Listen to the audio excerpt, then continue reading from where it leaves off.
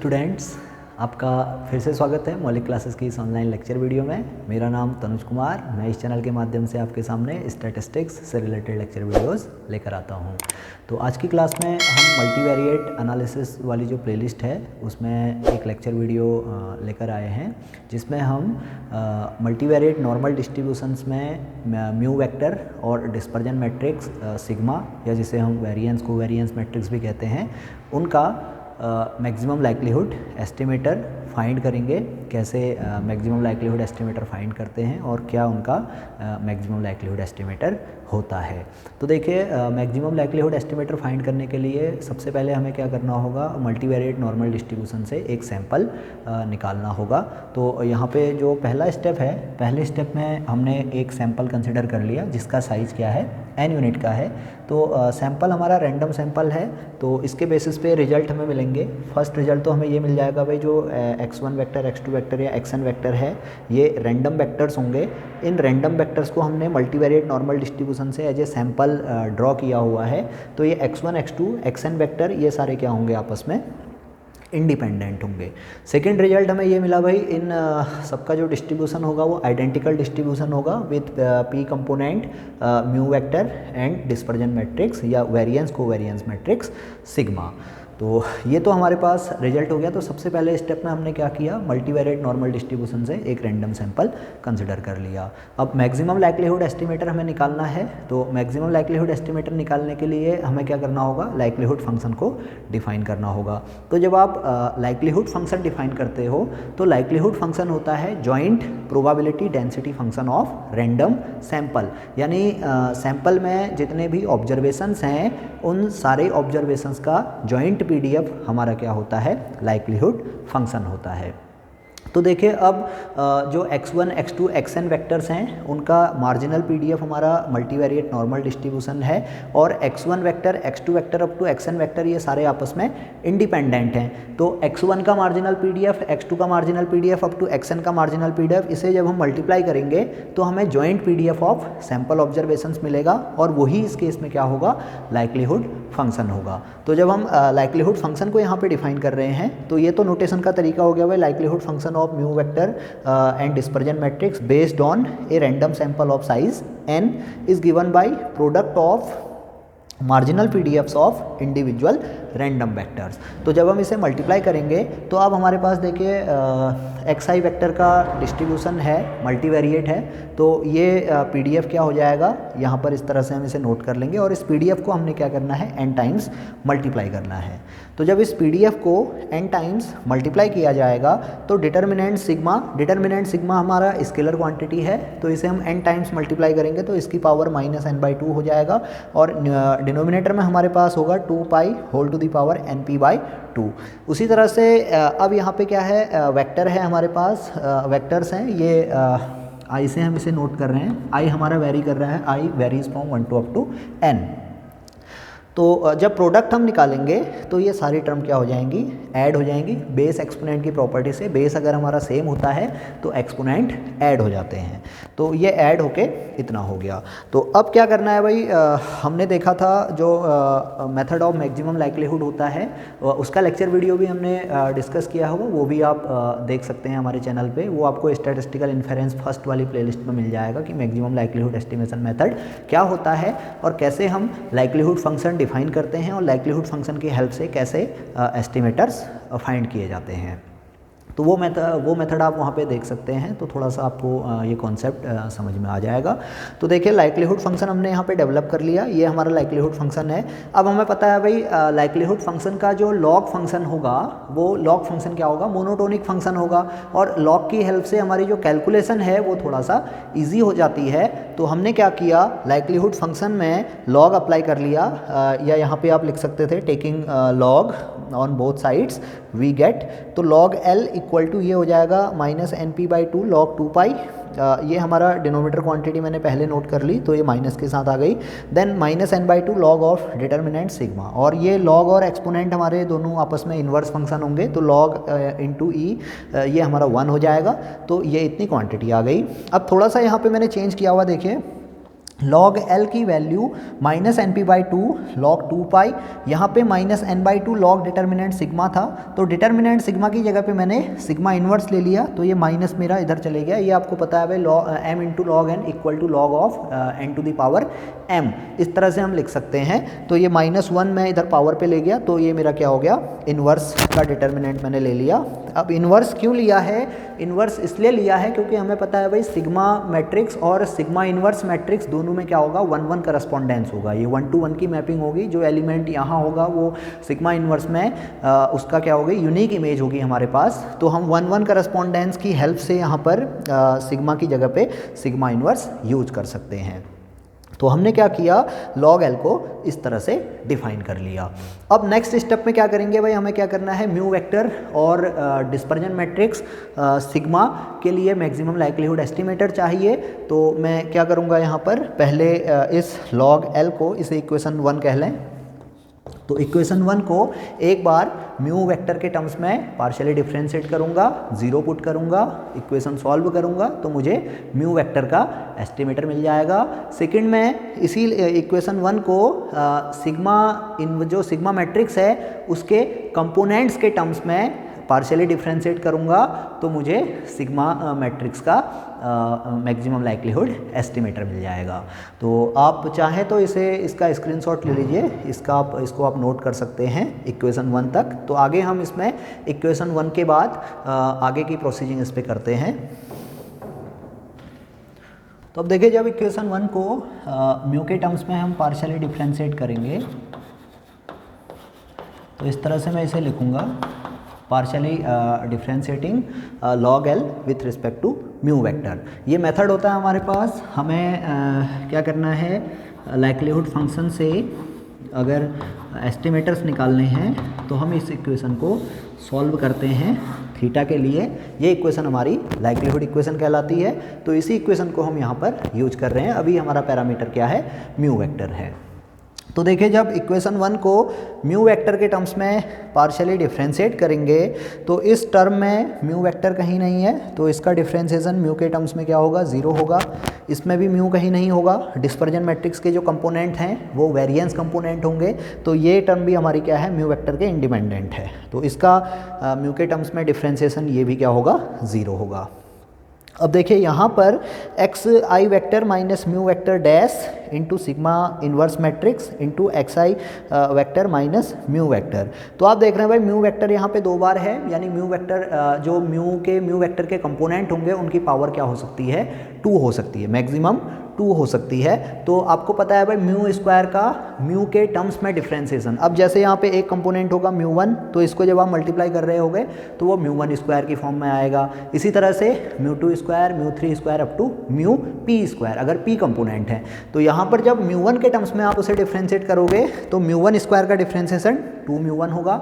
म्यू2 square के terms में differentiate करोगे तो म्यू2 स्क्वायर का डिफरेंशिएशन 2 म्यू2 होगा। तो इस तरह से जब आप यहाँ पे डिफरेंशिएशन करोगे तो जो फाइनल रिजल्ट हमें मिलेगा वो मिलेगा भाई -1/2, तो ये रहेगा ही। इसके साथ 2 आपका डिफरेंशिएशन कोफिशिएंट होगा, तो ये 2, अब देखिए 2 यहाँ पे डिफरेंशिएशन कोफिशिएंट है, लेकिन ये माइनस के साथ होगा म्यू वेक्टर, तो ये -2 हमारा डिफरेंशिएशन कोफिशिएंट हो जाएगा। समेशन हमारा रहेगा summation i1 to up to n। अब यहाँ पे जो टर्म रहेगी वो सिर्फ x vector minus mu vector रहेगी, क्योंकि म्यू1 स्क्वायर का डिफरेंशिएशन 2 म्यू1 हो गया है। तो ये डैश वाली टर्म को चाहें तो हम क्या कर सकते हैं, यहाँ से हटा सकते हैं, नहीं, ये टर्म हमारी क्या हो जाएगी, यहाँ से हट जाएगी, क्योंकि डिफरेंशिएशन हो रहा है। तो ये हमारे पास सिर्फ इतना मिलेगा। तो इसे जब हम सिंप्लीफाई करेंगे तो हम कहेंगे भाई दिस इम्प्लाइज दैट, अब ये -2 और 2 तो हमारा कैंसिल आउट हुआ, ये प्लस हो गया, तो यहाँ से सिग्मा इन्वर्स हमें मिलेगा। तो ये इम्प्लाई करेगा sigma inverse is not equal to 0। This implies that product I1 to n xi vector minus mu vector is equal to 0 vector. यहाँ पे हम 0 वेक्टर इसे कह सकते हैं। तो ये इक्वेशन हमें मिलेगी। अब देखिए, सिग्मा इन्वर्स यहाँ पे क्या होगा, नॉन नेगेटिव होगा। तो उस केस में इसका मीनिंग हुआ भाई ये वाली टर्म हमारी क्या है, summation X I vector minus mu vector, ये 0 है। तो यहाँ से ये इम्प्लाई करेगा mu vector is equal to 1/n summation I1 to n xi vector, और इसे हम कह लेते हैं x वेक्टर बार। तो म्यू कैप हमें मिल गया, यानी जो मीन वेक्टर है, मीन वेक्टर का मैक्सिमम लाइक्लीहुड एस्टिमेटर क्या होगा, सैंपल मीन वेक्टर होगा। तो इस तरह से हम क्या कर सकते हैं, म्यू वेक्टर का मैक्सिमम लाइक्लीहुड एस्टिमेटर यहाँ पर फाइंड कर सकते हैं। तो अब देखिए sigma dispersion matrix, variance covariance matrix, sigma के लिए हमें मैक्सिमम लाइक्लीहुड एस्टिमेटर फाइंड करना है, तो वो कैसे करेंगे। तो अब देखिए इक्वेशन 1 में जो क्वाड्रेटिक सम है, इस क्वाड्रेटिक सम को मैंने इस तरह से नोट कर लिया, इसकी वैल्यू इस तरह से यहाँ पे होती है। यहाँ पर जो टर्म है सिग्मा जे जे, ये हमारा डायगोनल टर्म होगी, डिस्पर्जन मैट्रिक्स की डायगोनल टर्म होगी। जैसे अगर यहाँ पे मैं लिखूँ डिस्पर्जन मैट्रिक्स, तो ये sigma 1 1 sigma 2 2 up to sigma P P, यहाँ पर sigma 1 2 sigma 1 3 up to sigma 1 P, ये हमारी क्या होंगी, ऑफ डायगोनल टर्म्स होंगी। तो इस तरह की मैट्रिक्स है। तो यहाँ पे सिग्मा जे जे हमारा क्या है, ये इस सिग्मा इन्वर्स की डायगोनल टर्म्स हैं, और सिग्मा जे जे डैश ये हमारी ऑफ डायगोनल टर्म्स हैं, जहाँ पे हमने यहाँ पे क्लियरली मेंशन किया हुआ है J is not equal to J dash but it takes values from 1 to up to P. तो जब हम इस क्वाड्रेटिक सम को कैलकुलेट करेंगे तो ये क्वाड्रेटिक सम इस तरह की फॉर्म में आएगा। अब ध्यान देने वाली बात है, जब हम इक्वेशन 1 में सिग्मा के लिए डिस्पर्जन मैट्रिक्स के लिए मैक्सिमम लाइक्लीहुड एस्टिमेटर निकालेंगे, तो हम डिस्पर्जन मैट्रिक्स के एलिमेंट्स के टर्म्स में इक्वेशन 1 को पार्शियली डिफ्रेंशिएट करेंगे। तो अब हमें पता है कोवेरिएंस, वेरिएंस कोवेरिएंस मैट्रिक्स में जो एलिमेंट्स होंगे वो डायगोनल एलिमेंट्स होंगे और ऑफ डायगोनल एलिमेंट्स होंगे। तो एक बार हम क्या करेंगे, इक्वेशन 1 को डायगोनल एलिमेंट्स के टर्म्स में पार्शियली डिफ्रेंशिएट करेंगे, और एक बार ऑफ डायगोनल एलिमेंट्स के टर्म्स में इसे पार्शियली डिफ्रेंशिएट करेंगे। तो इसलिए मैंने क्या किया है, इस क्वाड्रेटिक सम को इस तरह से ऑफ डायगोनल एलिमेंट्स और ऑफ डायगोनल एलिमेंट्स के टर्म्स में इस तरह से नोट कर लिया है। अब यहाँ पे एक बात और आपको ध्यान देनी है, ये रिजल्ट आपको यहाँ पे याद रखना है, क्योंकि इक्वेशन 1 की जब हम बात कर रहे हैं तो इक्वेशन 1 में देखिए डिस्पर्जन मैट्रिक्स को लेके दो टर्म्स हैं, एक तो क्वाड्रेटिक सम है और दूसरा इस मैट्रिक्स का डिटर्मिनेंट है। तो अब ये भी ध्यान देना है भाई, हमें क्या करना है, सिग्मा का मैक्सिमम लाइक्लीहुड एस्टिमेटर निकालना है, लेकिन हम यहाँ पे सिग्मा इन्वर्स का यूज़ कर रहे हैं। तो मैंने बताया था सिग्मा और सिग्मा इन्वर्स में क्या है, 1-1 करस्पॉन्डेंस है, यानी सिग्मा के एलिमेंट्स की यहाँ पर सिग्मा इन्वर्स में क्या होगी, यूनिक इमेज होगी। तो हम सिग्मा इन्वर्स का एस्टिमेटर यहाँ पे निकाल सकते हैं। तो देखिए ये रिजल्ट अब क्या कहता है, इस रिजल्ट में डिटर्मिनेंट ऑफ ए का इसके एलिमेंट्स के टर्म्स में जब डिफ्रेंशिएशन होगा तो इसकी वैल्यू ए आई जे यहाँ पे कोफैक्टर मैट्रिक्स है, ए आई जे होगा या ट्वाइस ऑफ ए आई जे होगा। ए आई जे कब होगा, जब आई इक्वल टू जे होगा, यानी यहाँ पर जब डायगोनल टर्म्स के टर्म्स में डिटर्मिनेंट ए का डिफ्रेंशिएशन होगा तो उसकी वैल्यू ए आई जे आएगी। जब ऑफ डायगोनल टर्म्स में, ऑफ डायगोनल एलिमेंट्स के टर्म्स में डिटर्मिनेंट ए का डिफ्रेंशिएशन होगा तो उस केस में उसकी value twice of A I जे आएगी। ये कंडीशन कब होगी, जब मैट्रिक्स ए क्या होगी, हमारी सिमेट्रिक होगी। तो हमें पता है डिस्पर्जन मैट्रिक्स या वेरिएंस कोवेरिएंस मैट्रिक्स, ये मैट्रिक्स क्या होती है, सिमेट्रिक होती है। तो ये रिजल्ट हम यहाँ पर यूज करेंगे। तो अब देखिए इक्वेशन 1 हमारे पास है, तो इक्वेशन 1 में हम क्या करेंगे, एक बार डायगोनल एलिमेंट्स के टर्म्स में इसका डिफ्रेंशिएशन करेंगे और एक बार ऑफ डायगोनल एलिमेंट्स के टर्म्स में इसका पार्शियली डिफ्रेंशिएट करेंगे। तो देखिए नाउ यहाँ पे इस तरह से हम लिख सकते हैं, now del by del sigma J J of log L. अच्छा एक और बात है यहाँ पर, मैं यहाँ पर इसको सुपर स्क्रिप्ट में लिख रहा हूँ। सुपर स्क्रिप्ट का मीनिंग है भाई, ये एलिमेंट्स क्या हैं, इन्वर्स मैट्रिक्स को रिप्रेजेंट कर रहे हैं। इन्वर्स मैट्रिक्स के एलिमेंट्स को सुपरस्क्रिप्ट में लिखा जा रहा है, और जब मैट्रिक्स हमारी सिंपल होगी तो उस केस में हम सबस्क्रिप्ट का यूज़ करते हैं, जैसे मैंने यहाँ पर यूज़ किया हुआ है। तो ये सिंपल नोटेशन का डिफरेंस है। तो मैंने क्या किया, लॉग एल को डायगोनल एलिमेंट्स के टर्म्स में अब पार्शली डिफ्रेंशिएट करूँगा। तो देखिए फर्स्ट टर्म में तो कोई भी हमारे सिग्मा मैट्रिक्स के कोई भी एलिमेंट नहीं है, तो इसका डिफ्रेंशिएशन क्या होगा, 0 होगा। जब इसका डिफ्रेंशिएशन हम करेंगे तो यहाँ पर देखिए डिटर्मिनेंट ए, अब डिटर्मिनेंट ए की जगह पे सिग्मा इन्वर्स है, तो ये वैल्यू हो जाएगी हमारी ऑफ, अब यहाँ पे क्या हो रहा है, जे जे यानी आई इक्वल टू जे है, तो इसकी सीधी सीधी वैल्यू आएगी sigma i J divided by, अब ये लॉग आपका क्या होगा, न्यूमरेटर में आएगा, ये आपको पता है भाई, लॉग ऑफ एक्स, यानी लॉग ऑफ एक्स का एक्स के टर्म्स में पार्शियल डेरिवेटिव क्या होता है, 1/x होता है।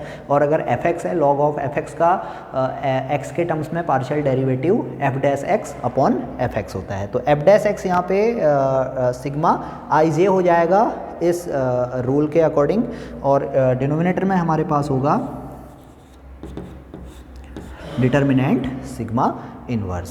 इसी तरह से जब इस टर्म का, इस क्वाड्रेटिक टर्म का हम डिफ्रेंशिएशन करेंगे, तो अब यहाँ पे देखिए इस क्वाड्रेटिक टर्म को हमने इस तरह से लिखा हुआ है, और यहाँ पर हम किसके टर्म्स में कर रहे हैं, डायगोनल एलिमेंट्स के टर्म्स में पार्शियल डेरिवेटिव निकाल रहे हैं। तो इस टर्म में क्या होंगी, हमारे पास ऑफ डायगोनल टर्म्स होंगी, तो इसका डिफ्रेंशिएशन 0 हो जाएगा। तो डिफ्रेंशिएशन सिर्फ इस क्वान्टिटी का होगा, तो ये वैल्यू आएगी 1/2 समेसन आई 1 to n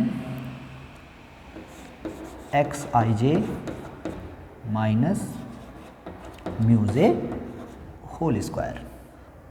तो ये रिजल्ट हमें मिला। अब देखिए यहाँ पर ये जो टर्म है sigma i J divided by determinant of sigma inverse, इस क्वांटिटी को हम लिख सकते हैं, ये भी हमारे पास एक रिजल्ट है भाई, A I J divided by determinant of A inverse, तो ये हो जाएगा एलिमेंट ए आई जे। यानी इस केस में यहाँ पर क्या होगा, ये n/2 इंटू सिग्मा आई जे है, ये सिग्मा जे जे होगा यहाँ पर, क्योंकि आई और जे यहाँ पे क्या है, इक्वल हैं, आई और जे इक्वल हैं, तो ये सिग्मा जे जे होगा। तो ये क्वांटिटी हमारी सिग्मा जे जे हो जाएगी। Sigma J J means element of sigma matrix. यहाँ पर हमने क्या किया है, सिग्मा मैट्रिक्स को सिग्मा मैट्रिक्स के इन्वर्स के डिटर्मिनेंट से डिवाइड किया हुआ है, तो ये एलिमेंट हमारा क्या होगा फिर, ए मैट्रिक्स का एलिमेंट होगा। तो इस केस में ये एलिमेंट सिग्मा जे जे, ये एलिमेंट हमारा क्या हो जाएगा, सिग्मा मैट्रिक्स का एलिमेंट हो जाएगा। तो ये n/2 into sigma J J minus 1/2 summation I1 to n X I J minus mu J. अब हमने देखा था भाई, जो म्यू वेक्टर था उसका जो मैक्सिमम लाइक्लीहुड एस्टिमेटर है वो हमारा क्या है, एक्स बार वेक्टर है। तो म्यू वेक्टर में अगर म्यू जे कोई कंपोनेंट है तो उसका जो एस्टिमेटर होगा वो एक्स जे बार होगा। तो ये इस तरह से हम इसे लिख सकते हैं। तो यहाँ से देखिए इसको हमने क्या करना है, 0 के इक्वल पुट करना है। ये हमारी लाइक्लीहुड इक्वेशन है, तो 0 के इक्वल पुट करेंगे तो यहाँ से हमें ये रिजल्ट मिल जाएगा, सिग्मा जे कैप इसे हम कहेंगे। तो ये 2 से 2 तो आपका कैंसिल आउट हो जाएगा। तो इसे जब आप सिंप्लीफाई करोगे तो ये क्वांटिटी हमें मिलेगी 1/n summation I1 to n X I J minus X bar J whole square. और इस क्वांटिटी को हम लिख सकते हैं n-1 upon n into S जे जे। अब एस जे जे क्या होगा भाई, ये सैंपल में हमारे पास सैंपल वेरिएंस होगा जेथ कंपोनेंट का। तो इस तरह से हम इसे एस जे जे इसे नोट कर लेते हैं। तो ये सिग्मा जे जे कैप हमें मिल गया। इसी तरह से हम क्या करेंगे, इस रिजल्ट का यूज करके सिग्मा जे जे डैश के टर्म्स में अपनी इक्वेशन 1 को पार्शियली डिफ्रेंशिएट करेंगे और इस इक्वेशन का यूज कर लेंगे। तो देखिए इसे जब हम करते हैं तो क्या रिजल्ट आएगा। इस तरह से सिमिलरली हम कर सकते हैं इसे। Similarly del by del sigma J J dash of log L. तो ये क्वांटिटी देखिए, ये n/2 तो यही रहेगा। अब यहाँ पर इसका जो डिफ्रेंसिएशन होगा वो 2aij होगा।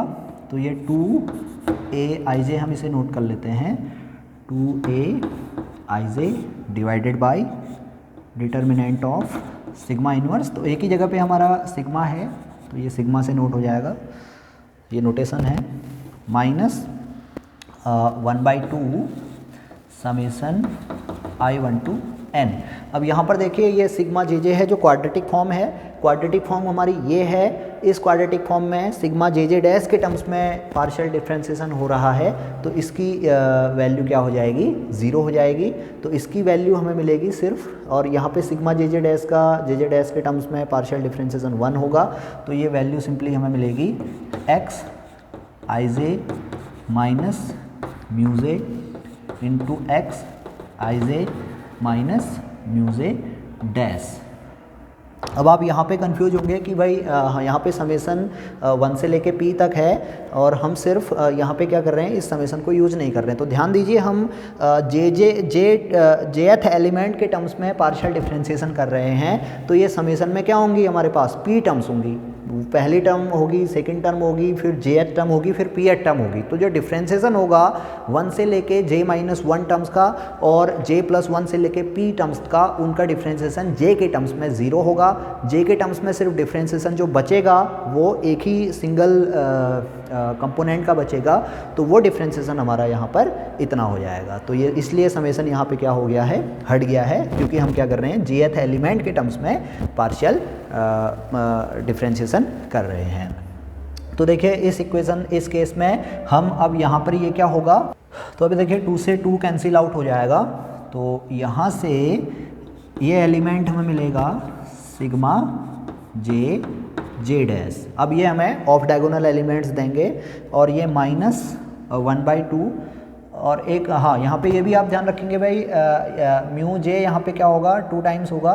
तो इसका सिग्मा जे जे डैश ये हमारा 2 टाइम्स मल्टीप्लाई होगा, तो यहाँ पे जो डिफ्रेंसिएशन कोफिशिएंट होगा वो 2 भी यहाँ पर आएगा, तो ये 2 से 2 हमारा बैलेंस होगा। तो ये minus summation I1 to n x i j minus mu j into x I J minus mu j dash, इस तरह से आएगा।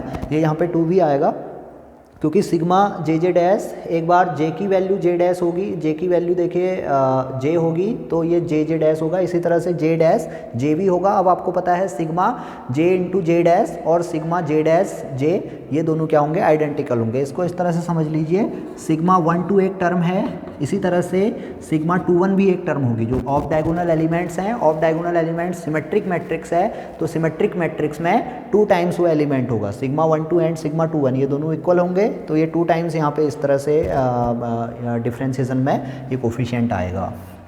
तो यहाँ से सिग्मा जे जे डैश कैप इसे हम कहें तो ये होगा 1/n summation I1 to n x i j minus mu j into x I J minus mu j dash, और इसे हम लिख सकते हैं n-1 upon n into S जे जे डैश। अब ये हमारे क्या होंगे, ऑफ डायगोनल वेरिएंस टर्म्स होंगी, या इसे हम कोवेरिएंस टर्म्स भी कह सकते हैं। ये हमारी कोवेरिएंस टर्म्स हैं, तो इसे हमने इस तरह से नोट कर लिया। तो अब देखिए हमने क्या किया, हमारे पास डिस्पर्जन मैट्रिक्स थी सिग्मा, तो उस डिस्पर्जन मैट्रिक्स के डायगोनल एलिमेंट्स का मैक्सिमम लाइक्लीहुड एस्टिमेटर हमने निकाल लिया जो इतना आया, और ऑफ डायगोनल एलिमेंट्स का हमने मैक्सिमम लाइक्लीहुड एस्टिमेटर निकाल लिया। इसे यहाँ पे मैं नोट कर लेता हूँ, सिग्मा जे जे डैश कैप, इसकी वैल्यू आई n-1 upon n into S जे जे डैश।